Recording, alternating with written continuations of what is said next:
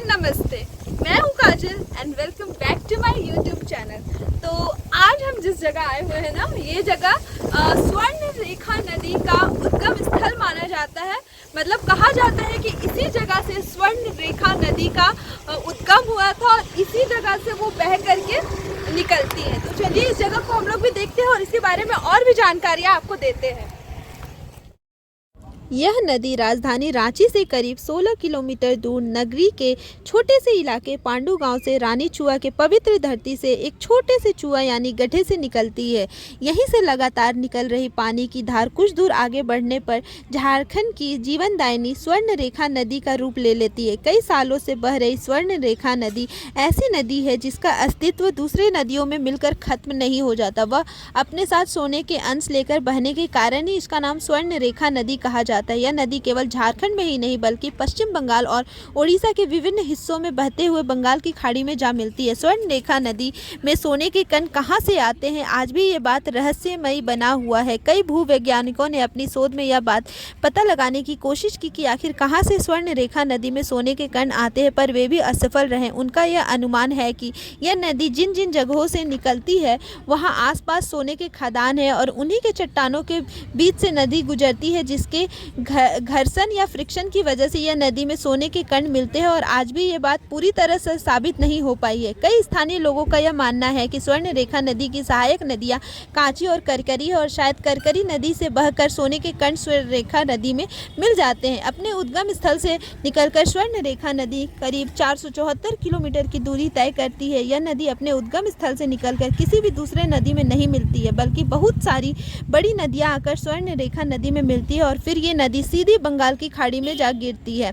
तो चलिए चलते हैं और देखते हैं स्वर्ण रेखा नदी के उद्गम स्थल को। आप देख सकते हो कि रानी चुआ को ढूंढते ढूंढते हम इस गांव में आ चुके हैं और यहाँ से के स्थानीय लोगों से पूछने पर कि इस गांव का क्या नाम है, उन्होंने बताया कि इस गांव का नाम पांडु गांव है। और ये भी पूछने पर कि ये गांव का नाम पांडु गांव क्यों रखा गया, उन्होंने ये बताया कि पांडु के जो 5 पुत्र थे ना, अपनी पत्नी द्रौपदी संग इस जगह पर अपने अज्ञातवास के दौरान आए थे और उन्होंने अपने अज्ञातवास का कुछ समय इस जगह पर व्यतीत किया था। ठीक है। और जो अब उसके बाद हमने रानी चुआ के बारे में पूछा तो उन्होंने बताया कि मतलब द्रौपदी को एक दिन बहुत ज़ोर से प्यास लगी हुई थी और उन्हें पानी पीने को नहीं मिल रहा था। तब अर्जुन ने अपने बाण से इस समतल जमीन पर एक गड्ढा किया, ठीक है, और उससे पानी निकाला और उस पानी से द्रौपदी ने अपनी प्यास बुझाई। और आज उसी गड्ढे को ना हम चुआ का नाम से जानते हैं। चलिए अभी जो मैंने ये बात आपको बताई ना, हमें भी पता चली है, ठीक है। ये कितनी सच्चाई है या फिर नहीं है सच्चाई, ये तो मुझे भी नहीं पता। आप लोग मुझे ज़रूर बताइएगा कि आप लोगों को इस जगह की ये जो स्टोरी है पता थी या आपको कोई और स्टोरी पता है। अगर आपको कोई और स्टोरी पता है तो प्लीज़ मेरे साथ अपनी वो स्टोरी को शेयर ज़रूर करिए। जैसा कि आप और हम सब जानते हैं ये बात कि स्वर्ण रेखा नदी में सोने के कण मिलते हैं। तो ऐसा मतलब बहुत लोगों का ऐसा मतलब मानना है और मतलब मैंने भी वीडियोज़ वगैरह में देखा है, सुना है कि जब यहाँ पे नागवंशी राजाओं का शासन हुआ करता था ना, तब जब मुगलों ने यहाँ पे आक्रमण किया था, तब नागवंशी रानियों ने अपने जितने भी जेवर थे ना सोने के, वो उन्होंने स्वर्ण रेखा नदी में प्रवाह कर दिया था। और बहुत लोग ये मानते हैं कि वही जो सोना उन्होंने प्रवाह किया था, अपनी जितने भी ज्वेलरी प्रवाह किया था, वही आज जो है बहते हुए फ्रिक्शन और घसरण की वजह से आज सोने के कण में बदल गए हैं और वही जो है स्वर्ण रेखा नदी में बहते मिलते हैं। चलते हैं रानी चुआ की तरफ और वहाँ भी एक दादी दिख रही है, उनसे हम लोग पूछते हैं कि मतलब रानी चुआ जाने का रास्ता कहाँ से है और कहाँ पर है। यहाँ पे 14 जनवरी को मेला वगैरह लगता है। मतलब छोटा सा था। हाँ, छोटा सा था, मतलब ऐसा पानी घर लोग उबज के नहाते धोआते थे, लेकिन उसको ना कुआं जैसा कुछ बड़ा कर दिया और इतना ऊंचा कर दिया कि कोई भी आदमी आएगा तो देखेगा। हाँ। नहीं तो वो पहले एकदम समतल जमीन पर था और पक्का उक्का सब रानी का बरदार था। हाँ।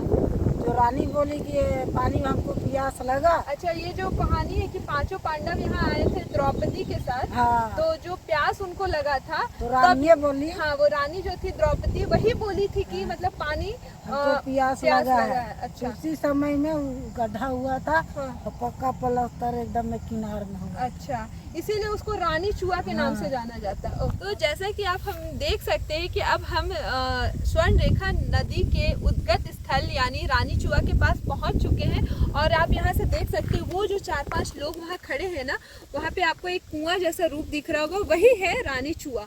और आप यहाँ पर देख सकते हो कि यहाँ रानी चूहा के बारे में लिखा हुआ है, और मैं आपको पढ़ के बताती हूँ कि क्या लिखा हुआ है। रानी चूहा स्वर्ण रेखा नदी उद्गम स्थल। स्वर्ण रेखा नदी रांची नगर से 16 किलोमीटर दक्षिण पश्चिम में स्थित नगरी गांव में रानी चूहा नामक स्थान से निकलती है और उत्तर पूर्व की ओर बढ़ती हुई मुख्य पठार को छोड़कर जलप्रपात, यहाँ जो जिस जलप्रपात का नाम लिया गया है ना, वो जोन्हा फॉल है, जलप्रपात के रूप में गिरती है। उद्गत स्थल पर वृक्षारोपण कर नदी के प्रवाह में निरंतरता लाने में उपयोगी होगी एवं वृक्षारोपण से भूमि के कटाव पर नियंत्रण पाया जा सकता है। उद्गत स्थल को पर्यटक स्थल के रूप में विकसित कर स्थानीय लोगों को जीवन निर्वाह में सहायक हो सकता है।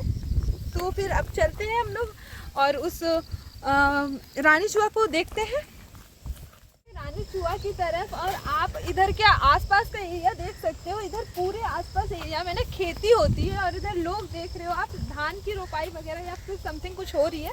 तो चलते हैं।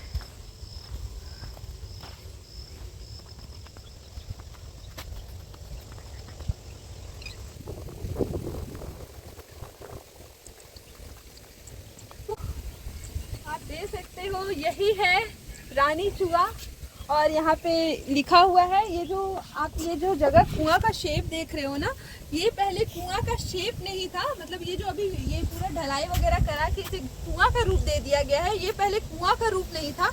यहाँ पे एक छोटा सा पोखरा जैसा था, और वो समतल जमीन पर पूरा पानी निकल रहा था। और आप अभी भी देख सकते हो कि पानी यहाँ इतनी ऊपर ऊंचाई तक है, और ऐसा लोग कहते हैं कि ये पानी कभी सूखता नहीं है, चाहे वो कितनी गर्मी हो, चाहे कितनी ठंड बरसात, तो भाई सब कहना नहीं, लेकिन गर्मी में भी ये जगह सूखती नहीं है। तो आप देखिए, और आपको एक बात बता दूं, यही जगह जो है ना, यहाँ लोग पूजा करते हैं। और वो आपको जो पोखरा दिख रहा है ना, चलिए पोखरा की तरफ ले चलते हैं।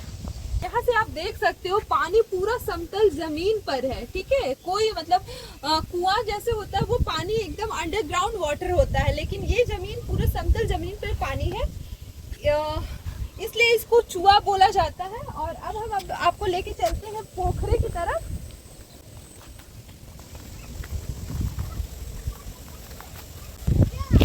तो आपको ये जगह जो दिख रहा है, ये जो पोखरा दिख रहा है, एक्चुअली में लोग आज भी या फिर पहले जो भी बोलो, लोग इसी जगह पर आते थे, अपनी आस्था अनुसार यहाँ पे नहाते थे, और फिर यहाँ से नहा करके वो जो रानी चूहा है वहाँ से जल लेकर के लोग मंदिर की तरफ जाते थे, चाहे वो वैजनाथ धाम हो, पहाड़ी मंदिर हो रांची का, या फिर यहाँ पे जो पांडेश्वर महाकाल बाबा का जो मंदिर है, वहाँ पे लोग जलाभिषेक करने के लिए उसी रानी चूहा से पानी ले जाया करते थे। ये जो पानी निकलते हुए देख रहे हो ना, खेतों में जो पानी जा रही है, वो इस जगह से लगातार निकलती रहती है। मतलब आप कह सकते हो कि ये जगह कभी सूखा नहीं पड़ता है, हर टाइम यहाँ से लगातार पानी की धार निकलते रहती है। और आप लोग ये चीज़ देख सकते हो कि यहाँ पे काफ़ी भीड़ भी बनी रहती है, लोग आते हैं काफ़ी दूर दूर से देखने के लिए रानी चूहा को। और आप लोग भी ज़रूर आइए, देखिए, और मुझे बताइए ज़रूर कि मेरा ये वीडियो आप लोगों को कैसा लगा। अगर मेरा ये वीडियो आप लोगों को अच्छा लगा है तो प्लीज़ मेरे इस वीडियो को लाइक करिए, शेयर करिए, सब्सक्राइब करिए, और मिलते हैं फिर नेक्स्ट वीडियो में। बाय।